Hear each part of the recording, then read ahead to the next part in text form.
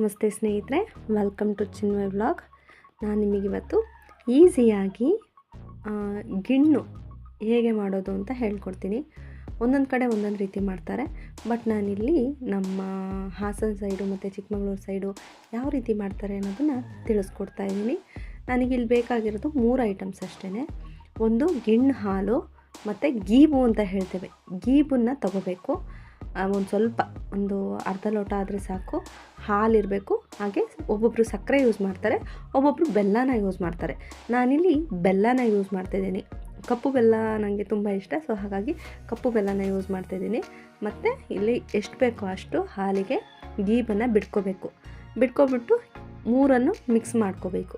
ಅಂದರೆ ಸ್ವಲ್ಪ ಹೊತ್ತು ಅದನ್ನು ನೆನೆಯೋಕ್ಕಾದರೂ ಬಿಡಿ, ಆ ಬೆಲ್ಲ ಕರಗಬೇಕಲ್ವ, ಸೊ ಹಾಗಾಗಿ ಅದನ್ನು ಹಾಗೆ ಬಿಡಿ. ಇಲ್ಲಾಂದರೆ ಬೆಲ್ಲನ ಸ್ವಲ್ಪ ಪೇಸ್ಟ್ ಥರ ಅಂದರೆ ಪುಡಿ ಮಾಡ್ಕೊಳ್ಳಿ, ಆಗ ಬೇಗ ಕರಗುತ್ತೆ ಹಾಲಲ್ಲಿ.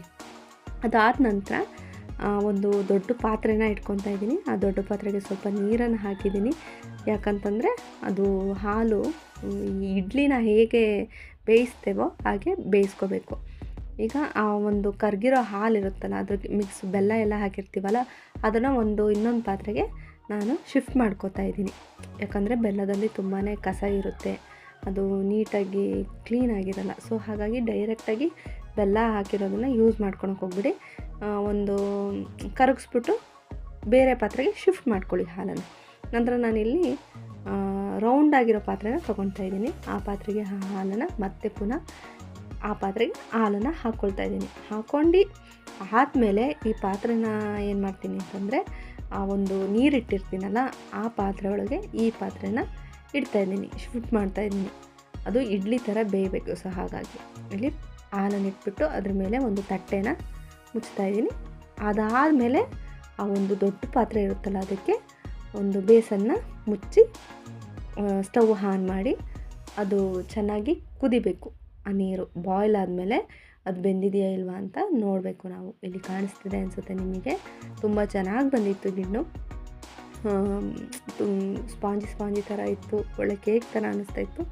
ತುಂಬಾ ಇಷ್ಟ ಆಯಿತು. ಸೊ ಹಾಗಾಗಿ ನಾನು ಈ ವಿಡಿಯೋನ ನಿಮಗೆ ಶೇರ್ ಮಾಡ್ತಿದ್ದೀನಿ. ಎಲ್ಲರೂ ಮಾಡ್ಕೊಂಡು ತಿನ್ನಲಿ. ಕೆಲವೊಬ್ರಿಗೆ ಗೊತ್ತಿರಲ್ಲ ಅಲ್ವಾ ಮಾಡೋ ರೀತಿ ಯಾವುದು ಅಂತ. ಕೆಲವೊಬ್ರು ಏಲಕ್ಕಿ ಯೂಸ್ ಮಾಡ್ತಾರೆ. ನನಗೆ ಏಲಕ್ಕಿ ಅಷ್ಟಾಗಿ ಇಷ್ಟ ಆಗಲ್ಲ ಫ್ಲೇವರು, ಸೊ ಹಾಗಾಗಿ ಏಲಕ್ಕಿನ ಯೂಸ್ ಮಾಡಿಲ್ಲ. ನಿಮಗೆ ಇಷ್ಟ ಇದ್ದರೆ ಏಲಕ್ಕಿನ ಆ್ಯಡ್ ಮಾಡ್ಕೊಳ್ಳಿ.